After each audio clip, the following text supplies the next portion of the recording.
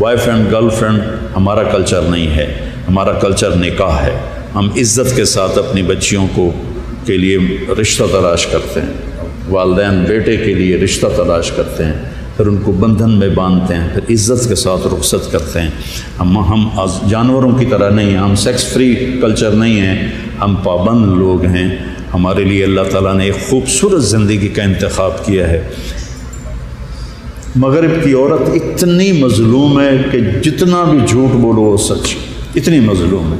آزادی کے چکر میں وہ اتنی مظلوم ہو گئی، جتنا میں پھرا ہوں یورپ، امریکہ، کینیڈا میں، اتنے وہاں کے رہنے والے وہاں نہیں پھرے، جو گھاٹ پھر بیٹا پابندیوں میں ہماری عزت۔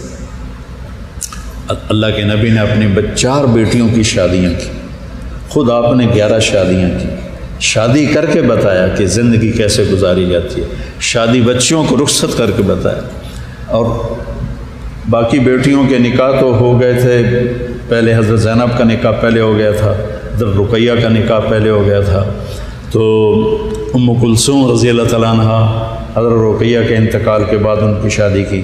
سب سے زیادہ جو اہتمام ہوا وہ سیدہ فاطمہ کے نکاح کا ہوا کہ ابو بکر صدیق نے رشتہ مانگا، آپ نے معذرت کر دی، عمر رضی اللہ عنہ نے رشتہ مانگا، آپ نے معذرت کر دی۔ تو عبد الرحمن بن عوف نے حضرت علی علیہ السلام سے فرمایا کہ تو جا کے رشتہ مانگ، تجھے مل جائے گا۔ کہنے کہ میرے پاس تو ذاتی گھر بھی کوئی نہیں اور میں تو بہت غریب ہوں، مجھے رشتہ کیسے دیں گے؟ کہ تم جاؤ تو صحیح۔ تو آپ تشریف لائے اور آ کے بیٹھ گئے۔ 21 برس آپ کی عمر تھی، تو شرم کی وجہ سے بولا نہیں جا رہا۔ اب میرے نبی تو دیکھ رہے ہیں کہ دل میں کیا سوچ ہے۔ آپ نے فرمایا علی کیسے آئے؟ وہ چپ، خاموش۔ آپ نے تھوڑی دیر بعد کہا فاطمہ کے رشتے کے لیے آئے ہو؟ تو انہوں نے کہا، سر ہلایا کہ جی۔ آپ نے کہا انشاءاللہ انشاءاللہ انشاءاللہ کہہ کے اٹھ گئے، گھر چلے گئے۔ حضرت علی باہر نکلے اور عبد الرحمن بن عوف پہ چڑھائی کر دی۔ دیکھا نا، میں نے تمہیں کہا تھا مجھے نہ بھیجو، انکار ہو گیا ہے۔ تو عبد الرحمن بن عوف نے پوچھا کیسے انکار ہو گیا؟ کہ کچھ بولے ہی نہیں، اٹھ کے گھر چلے گئے۔ تو کہنے لگا عبد الرحمن بن عوف کچھ بولے تھے کوئی لفظ؟ کہنے کہ ہاں انشاءاللہ کہا تھا۔ کہا تو مبارک ہو گیا تیرا رشتہ۔ کہ وہ کیسے؟ کہ نبی کا انشاءاللہ ہاں ہوتا ہے، چونکہ اللہ اور نبی کی منشا ایک ہی ہوتی ہے، انشاءاللہ، اگر اللہ نے چاہا۔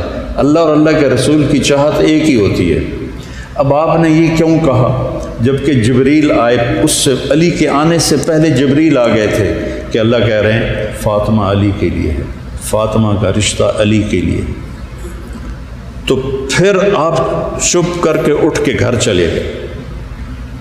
یہ والدین کے لیے بڑا پیغام میں دے رہا ہوں۔ آپ نے بیٹی کو بلایا کہ فاطمہ علی کا رشتہ آیا ہے، ہاں کر دوں؟ سبحان اللہ، کیا لیسن ہے! علی کا رشتہ آیا ہے، ہاں کر دوں۔ آپ کا کیا خیال ہے فاطمہ نے انکار کرنا تھا؟ تو آج کی بیٹیاں 90% انکار نہیں کرتی، کھوتے نال باندھ دے تو باہیں گھوڑے نال باندھ دے، چپ کر کے بیچاری چلی جاتی ہیں، سسک کے زندگی گزار دیتی ہیں۔ تو فاطمہ جیسی بیٹی نے انکار کرنا تھا، جنت کی عورتوں کی سردار۔ تو جب تک انہوں نے ہاں نہیں کی، میرے نبی نے قدم نہیں اٹھایا۔ یہ پیغام دیا ہے کہ بچی کو بھی حق ہے اس سے پوچھو کہ فلاں جگہ تمہارا رشتہ ہے، کر دیں۔ اگر بیٹی معذرت کرے تو وہ گناہ گار نہیں ہے۔ اگر بیٹا معذرت کرے کہ میں بابا جی میں یہاں رشتہ نہیں کرنا چاہتا، تو وہ نافرمان بیٹا نہیں ہے، وہ گناہ گار بیٹا نہیں ہے۔ مائیں بلیک میل کرتی ہیں، میں تینوں اپنا دودھ نہیں معاف کروں گا، کہ اماں جی دودھ میں معاف کرا لوں گا لیکن میں نہیں تیار۔ یہ اللہ نے تمہیں حق دیا ہے، بدتمیزی نہیں کرنی۔ اور شادی وہی کامیاب ہوتی ہے جو ارینج ہوتی ہے، وہی عشق کامیاب ہوتا ہے جو ناکام ہو جائے۔ میری یہ بات دھیان سے سنو، عشق وہی کامیاب ہوتا ہے جو ناکام ہو جائے۔ جو عشق کامیاب ہوتا ہے وہ میاں بیوی میں بدلتا ہے، پھر سوٹے چل دیں۔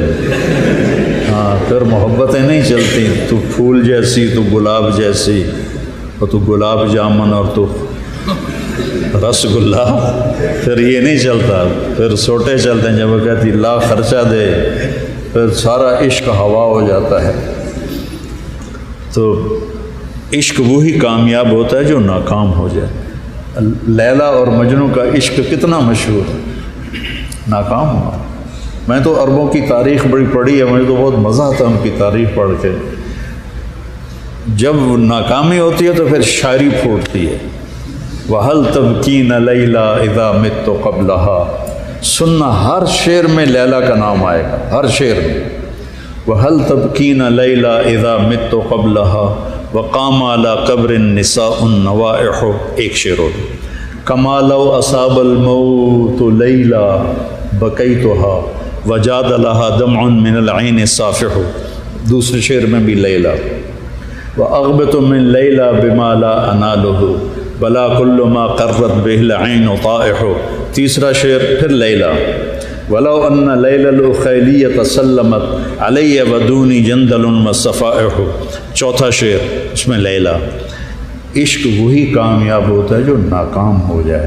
حمامۃ بطن الوادیین ترنمی سخاک الغر الغوادی مطیرہا ابینین لا ما زال ریشک ناعما ولا زلت فی خضراء غد نظیرها، یہ کبوتر کو دیکھ کے شاعری ہو رہی ہے کہ کبوتر آیا لیلا کے خیموں کی طرف سے، لیلا کے قبیلوں کی طرف سے، تو اس کا ترجمہ کر دیتا ہوں۔ کہتا ہے ارے لیلا کی وادی سے گزرنے والے کبوتر، تھوڑا لیلا کا حال تو سنا، اور ذرا ٹھہر ٹھہر کے سنانا، ذرا لے میں سنانا، ذرا سر میں سنانا۔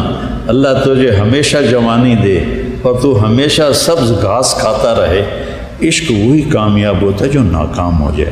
شادی ایک بہت بڑا عہد نامہ ہے، ایک نسل کی پرورش کا، وہ ایک پورا شادی ایک ادارہ ہے جس میں مرد اپنی خواہشات کو عورت کے لیے، عورت اپنی خواہشات کو مرد کے لیے قربان کرتے ہیں، اور پھر اگلی نسل کو چھاؤں مہیا کرتے ہیں۔ تو بچوں، حیا کے ساتھ زندگی گزارو، پڑھو کٹھے پڑھو، لیکن گرل فرینڈ بوائے فرینڈ یہ ہمارا کلچر نہیں ہے۔ ہم عزت کے ساتھ اپنے بچوں کو بھی بیاہتے ہیں، عزت کے ساتھ اپنی بچیوں کو بھی بیاہتے ہیں۔ اللہ نے آپ کو حق دیا ہے، آپ معذرت کر سکتے ہیں، ماں کے پاؤں پکڑ لو، باپ کے پاؤں پکڑ لو کہ میں یہاں شادی نہیں کر سکتا، آپ میرا کہیں اور رشتہ کر دو، تو آپ گناہ گار نہیں ہیں۔ بچی بھی کر سکتی ہے، اماں جی میں یہاں نہیں کرنا چاہتی، آپ کہیں اور میرا کر دیں، میں یہاں نہیں کرنا چاہتی، وہ گناہ گار نہیں ہے۔ میرے نبی نے مجھے خوبصورت دین دیا ہے، کوئی شدت والا دین نہیں دیا۔ اپنی پڑھائی کے ساتھ اپنی حیا کی چادر سمیٹ کے رکھو، اپنے آپ کو خوددار بنا کے رکھو، اپنی عزت اور پاک دامنی کا خیال رکھو، تو اللہ تبارک و تعالیٰ آگے تمہیں ان آنکھوں سے جنہوں نے حرام نہ دیکھا اور پردہ جھکا لیا، انہیں اللہ اپنا دیدار کرائے گا، اور صبح و شام اپنا دیدار کرائے گا۔ تو بیٹا، ایک زندگی ہے جو امانت ہے، اور کل تک، آج زندہ ہیں کل چلے جائیں گے، اس کو اس طرح گزارو کہ اللہ ہم سے راضی۔ نمازوں کے بعد 4 چیزیں زندگی میں اکٹھی کر لو۔ ایک، ہمیشہ سچ بولو، ایک کسی کو دھوکہ نہ دو، ایک اپنے اخلاق اچھے کر لو، اور ایک رزق حلال کماؤ، حرام نہ کماؤ، تو دنیا بھی تمہاری ہے، آخرت بھی تمہاری ہے۔ یہ سیکھنے کے لیے تبلیغ کا کام ہے، اس میں اگر آپ 3 دن جاتے رہیں گے تو انشاءاللہ آپ کو فائدہ ہوگا۔ جب آپ فارغ ہو جائیں، کوئی زیادہ وقت لگا لیں، مسجد کا اہتمام کریں، اور قرآن کو روزانہ 2-4 سطر پڑھ لو۔ آج جو قرآن پڑھو اللہ کے واسطے، کہ میرا اللہ کیا کہتا ہے، اسے پڑھو۔ اپنے نبی کی زندگی پڑھو، میرے نبی نے کیسے زندگی گزاری، اپنے نبی کی اولاد کی زندگی پڑھو، اہل بیت کو پڑھو کہ انہوں نے زندگی کیسے گزاری، کس طرح اللہ کے نام پر 18 میرے نبی کے گھرانے کے افراد سر کٹا کے نیزوں پہ چڑھ کے